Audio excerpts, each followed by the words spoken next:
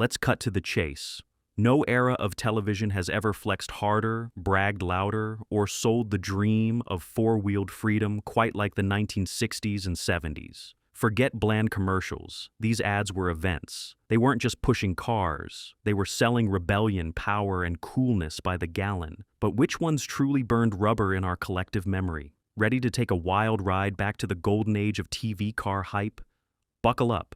You've never seen commercials like these. 1965 Ford Mustang, the original pony car, unleashed. Picture this. The Beatles are on every radio, the space race is in full throttle, and suddenly out roars a cherry red Mustang onto your TV screen, cutting through the static like a slap in the face. The 1965 Mustang ad didn't tiptoe in. It strutted, revved, and basically challenged America to find something cooler. This wasn't a commercial, it was a cultural earthquake. The opening shot, an open highway that feels endless. The camera swoops in on the Mustang like it's stalking prey. You get the iconic galloping pony badge, the sharp lines, the aggressive front grille, every detail screaming rebel. Then comes the narrator, voice drenched in attitude. Mustang was number one before the imitations came along, and still is. It's the survival of the fittest, and the fittest is Mustang number one. If that's not a power move, what is? This wasn't just car marketing. Ford made the Mustang a star, and the ad sold more than just horsepower. It sold the feeling of stepping out of your parents' world and into your own. Want to be different? Buy a Mustang. Want to be faster, louder, better looking? Buy a Mustang. The commercial didn't just show the car, it made you crave it. Young viewers saw the Mustang as their ticket to freedom, something the old guard would never understand. Ford doubled down with visuals of city streets and winding country roads, the Mustang devouring them both. Meanwhile, the ad rattled off features, options like the shaker scoop, sport slats, a V8 under the hood, high-back bucket seats, a 3-speed automatic, and power disc brakes, without ever sounding like a sales pitch. No, this was a dare. By the end, the message was crystal clear. There's the Mustang, and then there's everyone else scrambling to keep up. The ad left you wanting to run to the dealership, if only to say you'd touch that kind of cool. Decades later, nobody remembers the competition, but everyone remembers Mustang's victory lap on TV. 1970 AMC Gremlin. Weird, wild, and weirdly wonderful. Now let's talk about the AMC Gremlin, a car that looked like it was designed by accident, and a commercial campaign that absolutely reveled in its own oddness. Most brands played it safe. AMC showed up with a hatchback that looked chopped in half, parked it in the middle of suburban America, and dared you not to laugh. The result? Some of the most unforgettable TV moments of the decade. The Gremlin commercial starts with confusion, kids gawking, parents staring, neighbors whispering, "Hey George, what is that?" The Gremlin. Instead of defending its quirky looks, the ad leaned in hard, using humor to flip the script. It's smaller than any other car made in America, which makes it easier to park and handle. No apologies, no excuses. This was a car for people who didn't care what anyone else thought. But here's the genius. AMC didn't just sell weirdness for weirdness' sake. The commercial shouts about the Gremlin's price, priced with the imports. Then it swings for the practical fences, claiming better gas mileage than any other American-made car. Suddenly, this oddball is a smart move, a rebel's choice for the thrifty and the bold. Cue the montage. The Gremlin zips around tight parking spots, zags through crowded lots, and turns the everyday act of driving into a cheeky act of defiance. The ad even pokes fun at itself. It just could be more fun to drive than any other car made in America. That's not hype, that's a challenge, with a wink. The brilliance of the Gremlin commercial is how it flipped the narrative. Instead of pretending to be something it wasn't, the Gremlin owned its difference, and the ad made that difference feel exciting. Kids begged for rides, grown-ups snuck test drives, and AMC, the underdog, suddenly had the hottest conversation piece on the block. Mini conclusion? The Gremlin's TV spot proved you don't need to look like everyone else to win hearts or sales. Sometimes you just need to be brave or weird enough to show up, and the world will pay attention. 1967, Chevrolet Camaro, Confessions of a Camaro Lover. Chevrolet wasn't messing around when they rolled out the 1967 Camaro. The commercial didn't waste your time with corporate jargon or stale test tracks. No, this one started straight from the gut, a direct address that felt more like a confession than a sales pitch. Want to know how I like my Camaro? I'll tell you straight. Suddenly it's personal. You're not listening to some ad exec in a tie. You're hearing from someone who lives for their car. The spot goes on with swagger as the proud owner breaks down exactly what makes this car his obsession. The wider stance. You notice it the second you grip the wheel. The standard bucket seats. Comfy enough for cross-country but built for mischief. Chevy didn't just read the spec sheet, they made you feel every choice. And then there's the price. The biggest six in any car at its price. Translation? Power, without the wallet sweat. But what made this ad brilliant was its way of dragging you into the lifestyle. You don't just want a Camaro, you want their life. The joyride down Main Street, your date next to you grinning as the engine purrs, the stripe down the hood telling everyone else you're not to be ignored. Even the girl in the ad gets her moment, showing off the sport coupe's matching moves. Chevy wasn't just selling a car, they were peddling a secret club, and you wanted in. By the end, you weren't thinking about options or MPG. You were thinking about that Camaro key in your palm, how it might feel to turn it and finally be that person, the one with the coolest car in the lot. It was a commercial that didn't ask you to buy. It dared you to dream a little bigger, and honestly, that's why the first-gen Camaro is still a legend, and why this ad is a TV classic. Confession, even now, it still works. 1970 Chevy Monte Carlo, luxury, finally in stock. Most car commercials promise the world, faster, cheaper, sleeker, whatever. But when Chevy rolled out the Monte Carlo, they didn't just show off the car, they made owning it feel like a rare privilege. Last September, Chevy announced the new Monte Carlo. Now, we'd like to announce that you can buy one. Wait, what? You had to wait? That's how you hype a product. The ad oozed cool confidence from the start. No frantic music, no desperate price drops, just a smooth voiceover and a long, sweeping shot of the Monte Carlo's famously endless hood. With the longest hood in Chevrolet history, covering the standard 350 cubic inch V8, the car looked like it belonged in a Bond film, and Chevy knew it. The commercial made a point of reminding you that this was the first in luxury cars with high-intensity headlamps, and they didn't bother comparing it to entry-level sedans. They compared it to other personal luxury cars, most of which cost hundreds of dollars more. But here's the genius move. The commercial made you feel special just for considering the Monte Carlo. Now that we're able to build enough Monte Carlos, maybe you ought to do something nice for yourself. No guilt, no pressure, just a gentle nudge to treat yourself like you deserve it. It's not an ad, it's a pep talk with sheet metal. Visuals did most of the heavy lifting. The Monte Carlo glided through cityscapes, slid into tight parking spots, and basked in slow-motion sunlight. If you bought one, you didn't just get a car. You joined an exclusive club of people who value power, luxury, and style, but don't need to brag about it. That's a rare trick. And if you were still on the fence, the closing kicker sealed it. See your Chevy dealer, now that we're able to build enough Monte Carlos. Translation, don't miss out.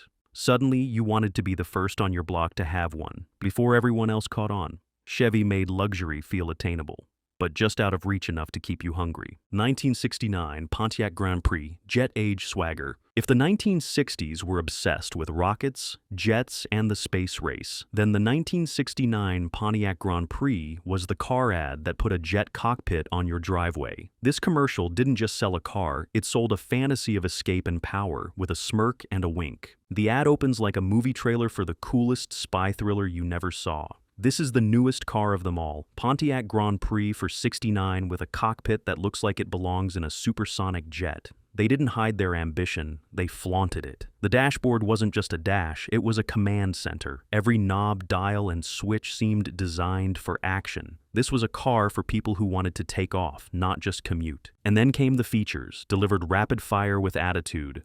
Want a 428 cubic inch V8? Order it. Want a 4-speed stick? Order it. No apologies for overkill, just open options for anyone crazy enough to grab the wheel. Even the antenna was a secret. Want to know where we hid the radio antenna? Forget it. Or see your Pontiac dealer, he'll tell you. Or maybe he won't. It was cocky, playful, and just mysterious enough to make you wonder if you were cool enough for the car. Pontiac's ad agency understood the moment. They played up the era's obsession with speed and futurism, but never let things get too self-serious. Instead, there was swagger, humor, and a whiff of rebellion in every frame. You could almost smell the aftershave and hear the jazz soundtrack. But the biggest trick, the ad didn't talk down to you. It assumed you got it, and if you didn't, well, you probably weren't the target audience anyway. The message was clear. Don't settle for earthbound, predictable, or slow. Breakaway in a '69 Grand Prix from Pontiac makes you wonder if those other cars will ever get off the ground.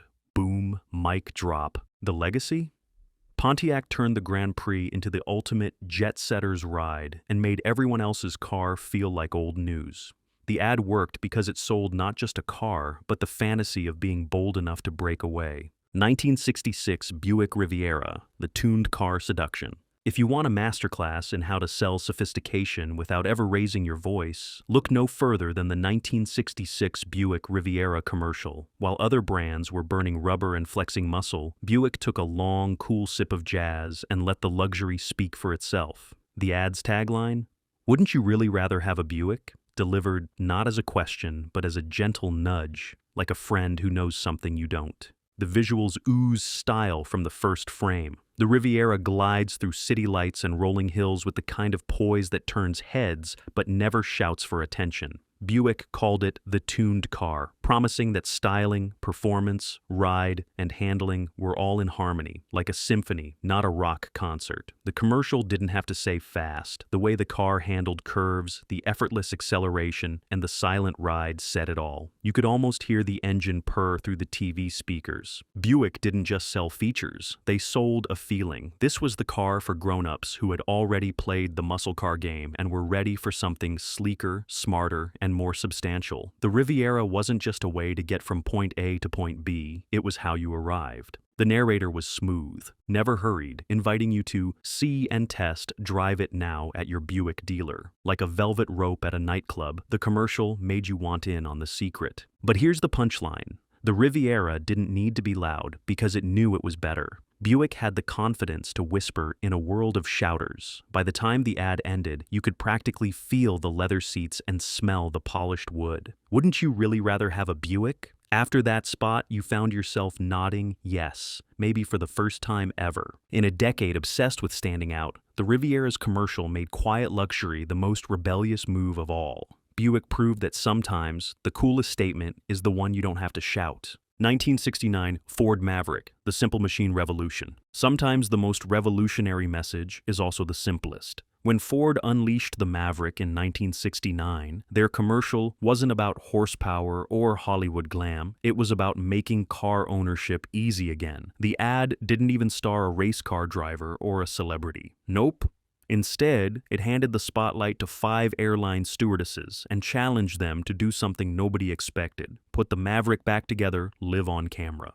As the commercial unfolded, you couldn't help but be drawn in. The narration made the point crystal clear. To prove that Maverick is the simple machine, we asked 5 stewardesses to put it back together. They proved it. The Maverick's whole pitch was simplicity. Fewer parts, less fuss, and less time in the shop. At a time when cars were getting more complicated and more expensive by the day, Ford's ad felt like a breath of fresh air. They didn't stop there. The commercial hammered home the price. Maverick, the simple machine, still just $1,295 when everything else is going up. No high-pressure sales, just a wink and the promise that you could actually understand and fix your own car if you needed to. In the age of high-tech gadgetry, that was quietly radical. But the ad wasn't just practical, it was playful. By the end, you wanted to root for those stewardesses, and for anyone willing to take a chance on something different. The Maverick commercial wasn't selling status, it was selling confidence, independence, and maybe a little DIY pride.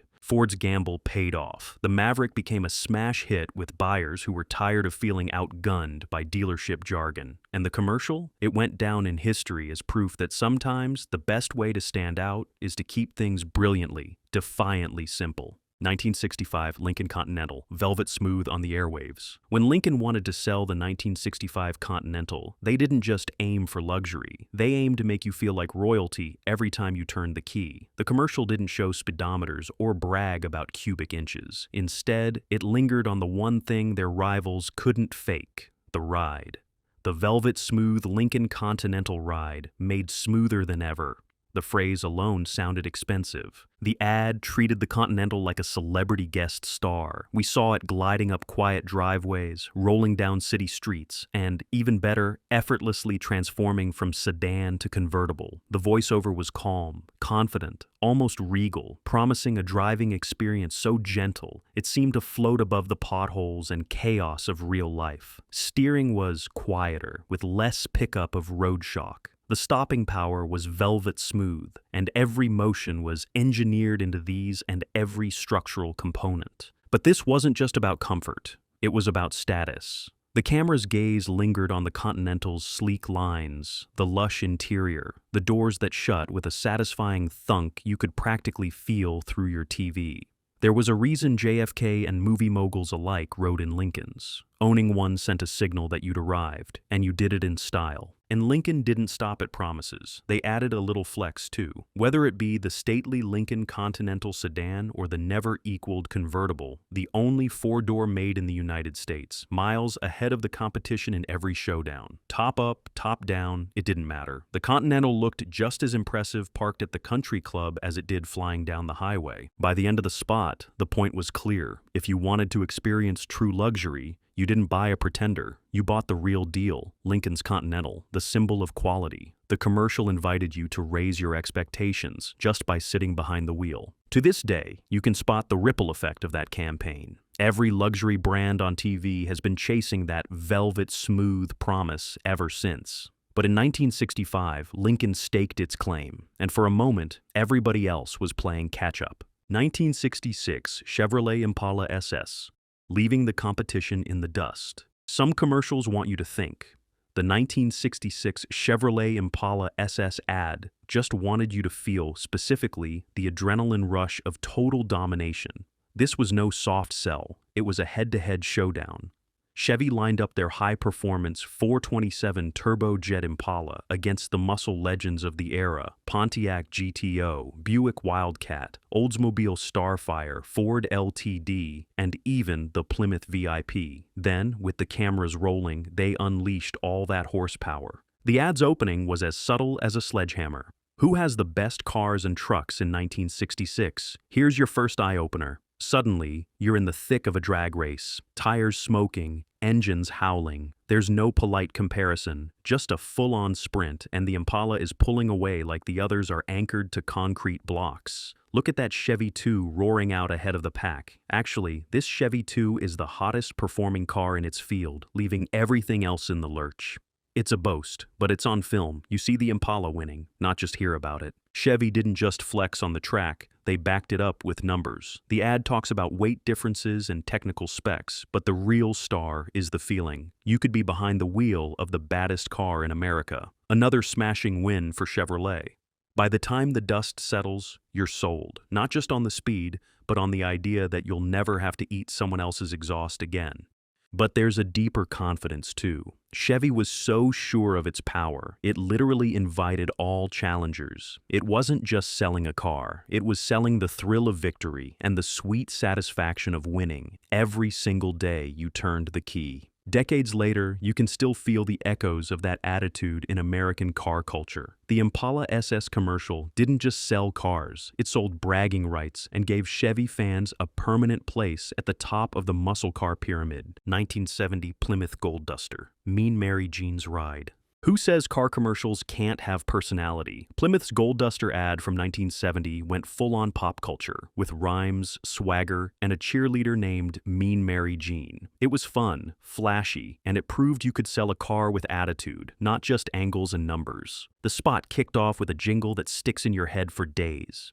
Mean Mary Jean faced the biggest trial because the team to beat really rides in style. Plymouth wasn't showing off drag strips or high society. They put the Duster on a suburban street, gold vinyl roof gleaming in the sunlight, surrounded by a gang of kids and parents who just couldn't look away. This car wasn't just transportation, it was an event. The ad highlighted everything that made the Gold Duster stand out. White wall tires, wheel covers, plush vinyl seats, and enough thick carpeting to make your living room jealous. This roof is something to behold. Reptilian vinyl-colored gold. You can get that when you buy the rest. No extra charge. The message was crystal clear. You didn't have to pay a fortune to look like you had one. But the commercial's true genius was its tone. It winked at the viewer, poking fun at itself and inviting you in on the joke. Plymouth knew the Duster wasn't a luxury barge or a muscle monster. It was the scrappy underdog, and proud of it. A lot of car for the money again. That line landed like a mic drop, making the Duster sound like the smartest, sassiest choice you could make. For kids, the ad was pure magic. For parents, it was a reminder that you could buy something practical and fun. And for Plymouth, it was proof that you didn't have to outmuscle the competition, you could outsmart them, outstyle them, and definitely outfun them. The Gold Duster's ad stands as a reminder that sometimes a car's personality is its most powerful engine. Plymouth handed the keys to Mean Mary Jean and let her take a victory lap that still feels fresh, funky, and just a little rebellious. And there you have it, 10 car commercials that didn't just sell steel and horsepower, but rewrote the rules of TV, branding, and American cool. Which one made you want to rush out for a test drive or just glued you to the screen? Drop your all-time favorite in the comments below, and don't forget to like, share, and subscribe for more wild rides through pop culture history. Who knows what legendary ad we'll unearth next? Buckle up, this story's far from over.